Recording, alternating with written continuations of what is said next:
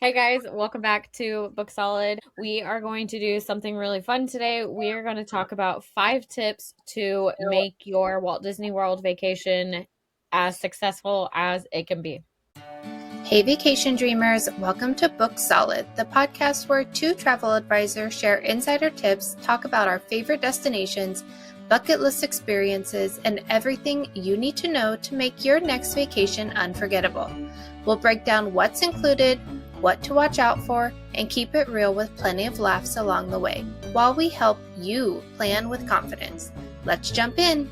So let's get started. Okay, and I apologize because I'm going to sound rough today, just from the get-go. My first one is to build in a rest day or a break during your day, whatever you want to do. If it's a longer vacation, definitely do a rest day between your parks or at least a break during the day. You can always leave the park and come back to the same park if you don't have a park hopper. If you have a park hopper, you can move parks. That would be my suggestion, is just take breaks. You're not going to get to everything anyways, regardless of how long your vacation is. So just know that you just need to take a break. Yeah. These parks they're too big. There's no way. There's no way. I've tried and I failed miserably. And I only did 3 days.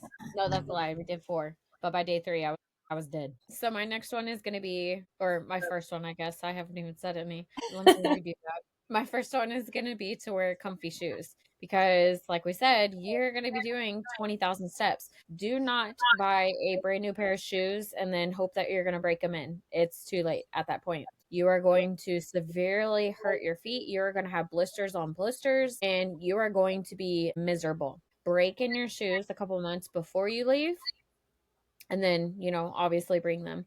Just kind of keep in mind, just I personally know when it's time to get a new pair of shoes because there is no tread. And then I notice because of the way I walk, I start to get shin splints just because of, my walk posture, I guess, or something. So I would definitely just be kind of cautious if you do have shoes that you've had for a while. Just kind of keep an eye on the tread because, like I said, you're going to be doing I don't know anybody that just naturally walks 20,000 steps on an everyday basis. So you are going to be walking more than you do every day. I mean, hopefully people walk roughly 10,000 steps a day, but you're doubling the amount of steps that you do on a normal day. So just be careful with your shoe choices. I would even say to bring a couple pairs of shoes so that way your feet get a break from the one set. Or if it rains and you don't have like shoe covers, that you're going to want that second pair because otherwise they're going to be soggy. So that was a good one. My next one is to plan a sit down dinner, whether either for breakfast or dinner. Either start your day with a sit down dinner or like kind of put it in the middle of your day to kind of give you a break. And it can be any table service, or if you've got young kids, and do a character meal because that's a great way to see characters with the not the pressure of standing in line, because those can get really long, and then you're enjoying a decent dinner, getting out of the heat. It's hot outside, and it just kind of gives you a break, whether you're starting your day or middle of your day or end of your day. Yep. My next one is going to be bring a rain poncho. It pretty much rains nonstop in Florida. Not that it rains like all day. Orlando is very consistent in that it may rain for a couple minutes. It may rain for like 20 minutes. It could be anything from a sprinkle to torrential downpour. You just never know. So I would just have it because you would rather just bring it and, complain that, oh man, I never used it, than the opposite. You get to the parks and you're having a grand old time. And then next thing you know, it is pouring down rain. So bring a rain poncho. Did I do that on our Hollywood Studios day? No. Did I pack said rain poncho? Yes. Did I bring it with me to the park? No. So learn from my mistakes. Make sure you pack it in the bag that you're going to be bringing that day. Like actually bring it. Or you'll be spending the $20 for Yes. the Disney one. They're not cheap. They're not cheap. No. I have one that I got off of Amazon years ago.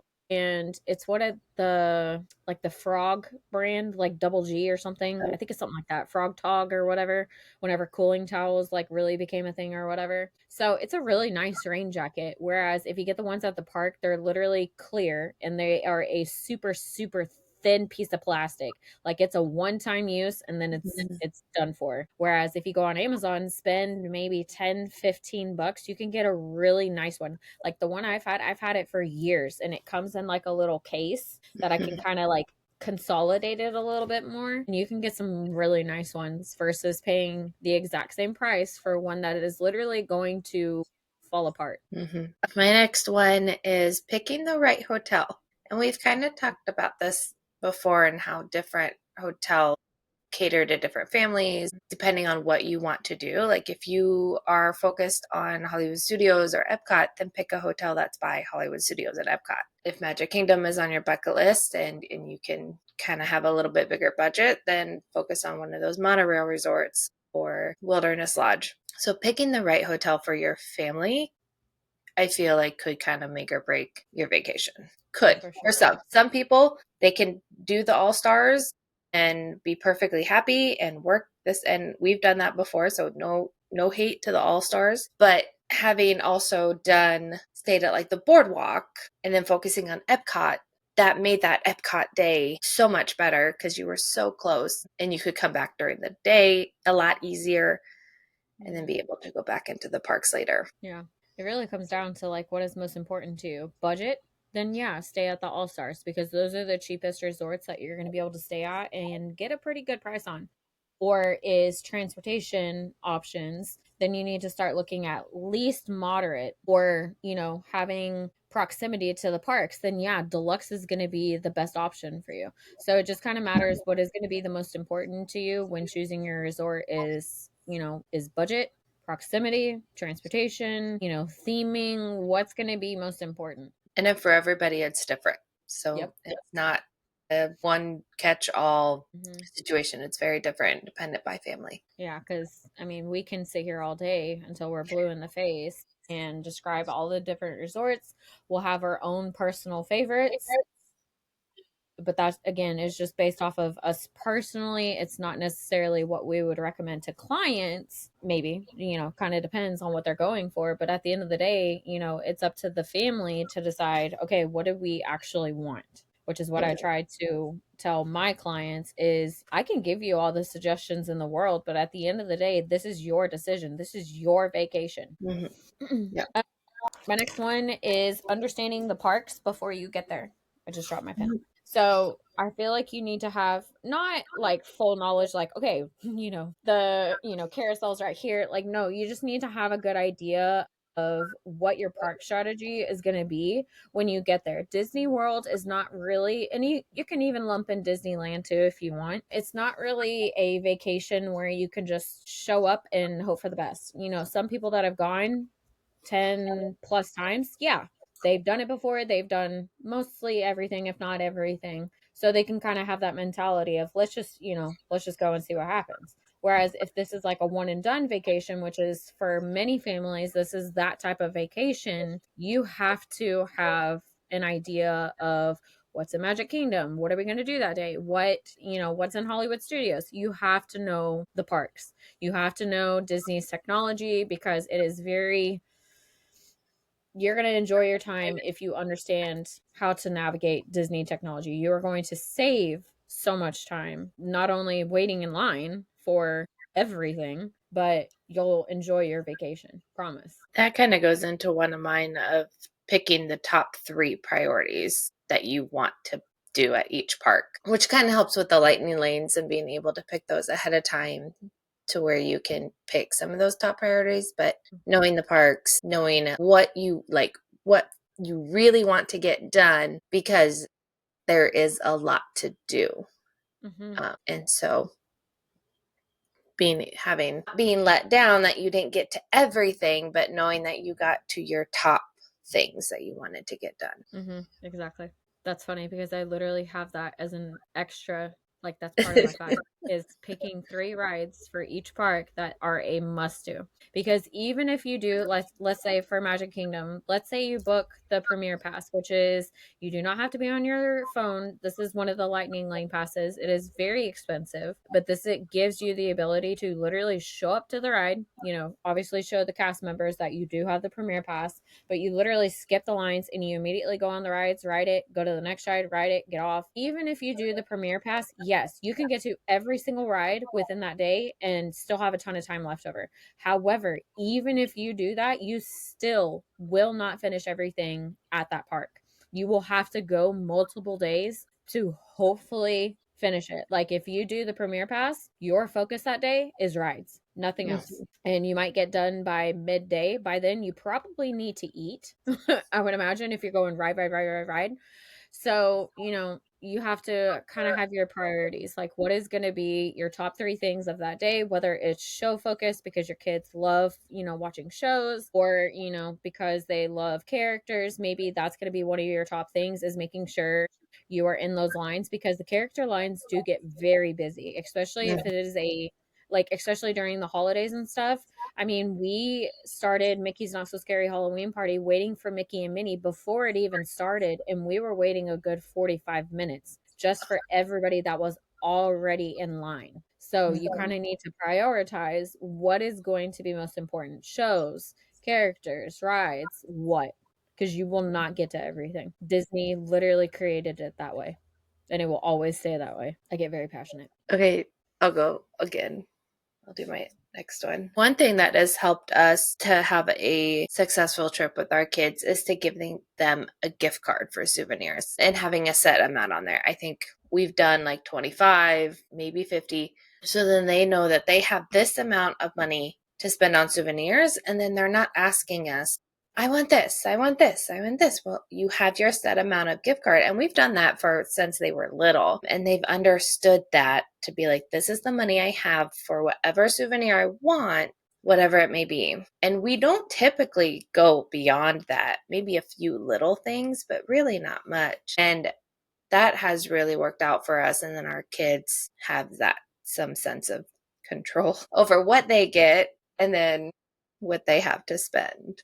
So Hmm. that has helped us have a successful trip with our kids. Yeah, and I feel like if they understand that, it kind of depends on age because I was kind of thinking of my best friend's daughter who is 4, and even doing that with her, I think would be very helpful because I mean, she doesn't like she has toys. Like don't get me wrong, but my best friend doesn't just buy everything for her. But she got very excited when we were at Disneyland. She had to buy this, she had to buy this, she had to buy a lounge fly. And so I think if we were to present like, hey, you have $50. Obviously she may not know exactly what that means, but at least when she picks something that she likes, we can show her, hey, so remember you have $50, but this says 49 or whatever. Do Mhm. you want to spend your whole gift card on this one thing? And I've known that that kind of helps is especially when we went into like the first store. She was so excited about getting the 70th anniversary ears on the lounge fly, and we were like, wait, hold on. We love the excitement, but let's go to World of Disney and let's see if you find something else. We were hoping she would find something cheaper, like a toy, as a 4-year-old would normally choose. We went everywhere. We even made sure to be like, "Oh my gosh, Savannah, look at this toy. Like, oh my gosh, it's so cute." And she's like, "Yeah, I like it." And so by the time we had made it back to, where all the lounge flies were, she was dead set That's on them, and she's like, "Okay, fine." But even then, just kind of having that, I mean, they need to learn money. These kids it do, as keeps a 4th grade teacher, these kids do not understand money. They just no. know, "Oh, mom and dad swipe the credit card." They don't Mhm. understand what money is. They don't. I will tell you that. I know this. And I think it helped us as parents to keep it in control to where Mhm. we were like, well, we already set this money aside. They know they have this. They can pick whatever they want, and they know they have this amount of money. And we did that at our Disney World. We've done it on our cruise. Like, and then they know I mean, they came home with a ton of crap from the cruise with their gift cards and stuff they still use. It just kind of I don't know, keeps things in check. And then you're Mhm. not coming home with the credit card bill of I mean, you're coming home with a credit card bill anyways, but at least that's not on top of it. I need to do that. Is I need to buy my own gift card. I will say, as like a bonus tip, now that I'm kind of thinking of it, it's not on my list of top five, but kind of leading into that, something to, if you want to even save some money, like your kids don't need to know this, but you can purchase discounted tickets at, or tickets, gift cards at Target, Sam's Club, Costco, and I think there's some other stores that are not near me, so I don't know of them. But I know those stores you can get, 4 to 5% off. It's not like a significant amount of money, but when you're spending thousands and thousands of dollars, it is a way to just kind of help save at least a little bit. Hmm. So there is that too. If you want to save at least a little bit when you buy gift cards. Okay, go ahead. But My last one. This one is kind of, it depends on the time of year, but purchasing lightning lanes. I highly suggest them. Especially now that I've done Disney with kids, it is non-negotiable. You will regret everything if you do not purchase lightning lanes. Even when we went this summer in June, the crowds actually were not bad at all. I was absolutely shocked considering it was summertime, and that's usually when many families are on vacation, but the lines were not bad at all. We still purchased lightning lanes because, again, just because of the previous year when her daughter was 3, now she's 4, and now we also have a 6-month old. We wanted to make sure we used our time wisely, but I highly suggest getting the lightning lanes and budgeting it out. You don't have to do it for all 4 parks. You absolutely do not need it for Animal Kingdom. If you work with a travel agent who knows the parks, they will be able to walk you through how to successfully do Animal Kingdom without it. You can also do it with Epcot. That you can, if you're an early riser, you can definitely make it work with rope drop. If not, maybe budget it in. Just because those top tier rides, Frozen Ever After and then Ratatouille, those they are booked very fast and they have at all times insane lines. But definitely budget out for Magic Kingdom and Hollywood Studios, guaranteed. They have the most rides and you'll get the most bang for your buck. They are obviously the most expensive, but there's a reason why, because people are going to purchase them. and then knowing kind of like what you said, a strategy, but knowing a strategy for Mhm. those lightning lanes and to not just pick random ones, having a strategy, being able to pick them early enough to where you can start picking more later too. That's a whole other It is a whole, it's a universe whole right other there. episode. That's not something you can just purchase and wing and hope for the best. There's a whole strategy. Again, if you work with a travel advisor, they will help you with it. Some travel advisors make those bookings for you. It just kind of depends on their business model. I depends on the client, especially for my first time I do kind of assist, but I don't really book them because that's more so a day of kind of thing. And I don't want to assume that, they want to go to this ride right now or this ride. I'm not there. But yeah. And I feel that you need to know the system Hmm. and be able to work it when you're there. So for Disney World, selecting them 7 days ahead of time, then you're knowing how to work, how that system works. I have a how to video. I have an ebook that I send to my clients. We can absolutely hop on a call, whatever works for them. So I know some are visual learners, some are auditory learners. I mean, it just kind of depends on the Mhm. client. But I feel like it's one thing that they need to know the system so that they can be successful that day that they are in the parks. Exactly. And it's also worth noting that Walt Disney World and Disneyland, their lightning lane systems are completely different. The idea and how you get them is the same, but Disneyland, you cannot book any lightning lanes until you scan into the park that day. So, whatever time you show up, hopefully it's at rope drop, then you can immediately start making selections. But, like, if you're like me and my best friend, we waited until the kids were ready to get up because we didn't want to. So by the time we made it to the parks had already been open for a good hour or so. So we missed a lot of those early lightning lanes. But it also works completely different. Whereas Disney World, you make 3 at a time or whatever. Disneyland is like 1, maybe 2. Just kind of depends. It's way different. But with Disneyland, everybody not being able to select their lightning lanes until they walk in kind of puts everybody on a level playing field. Yeah. To where Disney World, you're selecting 7 days ahead of time for your whole trip. Hmm. So you're a day ahead the person who's checking in the next day. I mean, it all honestly kind of evens out, but selecting 3 ahead of time is kind of a nice, kind of gives you an idea of what to expect for your day too. So Hmm. if you're a planner, it kind of helps. Yeah. My last one is pretty simple, just to bring a water bottle, Mm. especially in the heat of the summer, early fall.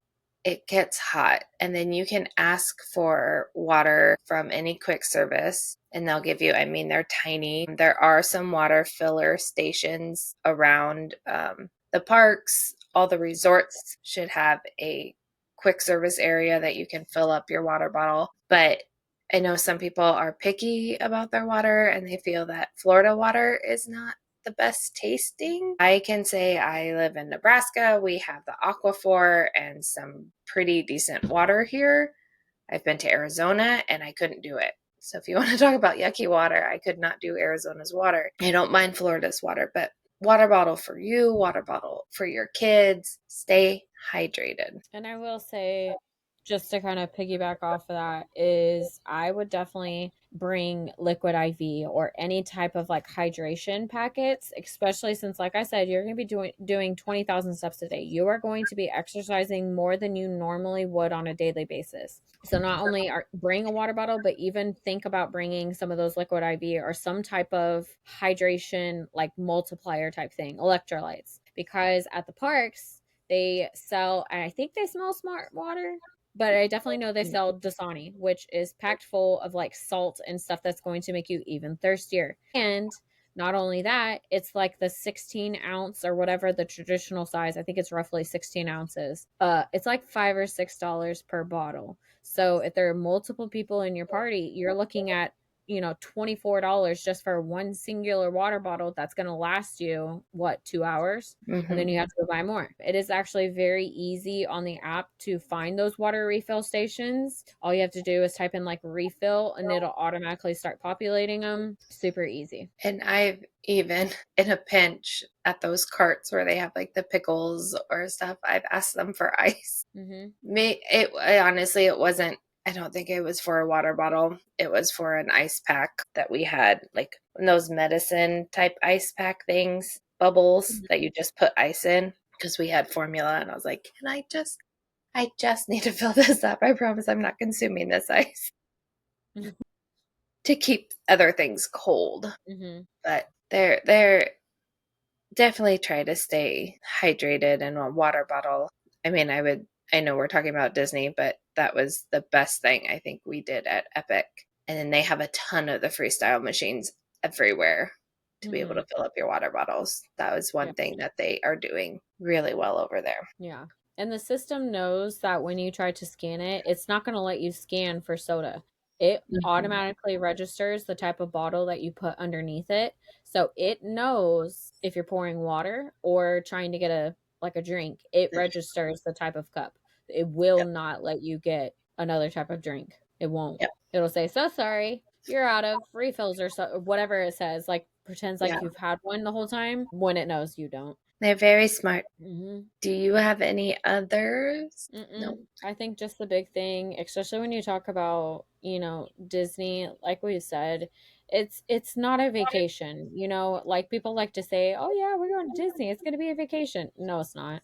There's a reason travel advisors exist and why we do what we do, because I mean, there's 4 theme parks and 2 water parks, 20 resorts. Then you've got quick service dining, Disney dining plan. Like you need to have an understanding of what in the world Walt Disney World is, because it's massive. It's almost 50 square miles of land. It's massive. They even have their own fire department, if that just tells you how large it is. East Disney World. They have their own fire department. Not Kissimmee, which is where it's located. They have their own fire department. What And they're wild. on their own power grid too, That too. I believe. Um, so definitely a destination and not one that you typically come back rested from. No. But definitely a fun place to go and experience with a lot to do. So we hope that all of our tips, and these are just a few, we often share so many more with our clients who work with us. We hope some of these are helpful to you and that your next Disney vacation, that vacation is great, and these tips help you plan a little better. As I say, I don't know what we're talking about next week because we do this weekly, but make sure to follow us Instagram, Facebook, YouTube. Follow, share with your friends, reach out to us if you are looking for support for your Disney, Universal, cruise, whatever it may be, vacation. And we'll see you next time. Bye, guys. That's it for this episode, Vacation Dreamers. We hope you picked up some tips, ideas, and a little extra magic for your next adventure. If you enjoyed hanging out with us, be sure to follow or subscribe so you never miss an episode. You can also find us on Instagram, Spotify, and Apple Podcasts for even more travel tips and updates. Until next time, keep dreaming, keep planning, and we'll see you real soon.